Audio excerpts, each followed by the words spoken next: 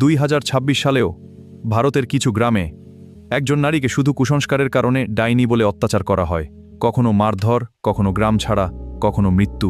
এ গ্রামে কেউ অসুস্থ হলেই, ফসল নষ্ট হলেই বা কোনো শিশু মারা গেলেই দোষ চাপানো হয় একজন অসহায় মহিলার ওপর, কারণ মানুষ বিশ্বাস করে সে নাকি কালা জাদু করে।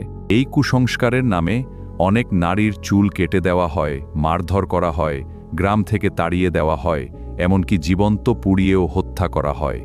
কিন্তু বেশিরভাগ ক্ষেত্রেই আসল কারণ কুসংস্কার নয়, জমি দখল, সম্পত্তির লোভ আর ব্যক্তিগত প্রতিশোধ থেকেই তৈরি হয় এই ডাইনি অপবাদ। সবচেয়ে বেশি শিকার হন বিধবা, একা, দরিদ্র অথবা সমাজে দুর্বল নারীরা, কারণ তাদের পাশে দাঁড়ানোর মতো কেউ থাকে না। ভারতের কিছু রাজ্যে এই অপরাধ বন্ধ করার জন্য আইন রয়েছে, তবুও অশিক্ষা আর ভয়ের কারণে আজও থামেনি এই অত্যাচার। ডাইনি নয়, তারা সমাজের অত্যাচারিত নারী। কুসংস্কার নয়, দরকার শিক্ষা, সচেতনতা আর মানবতা, কারণ যেখানে একজন নারী নিরাপদ নয়, সেখানে মানবতাও বেঁচে থাকে না।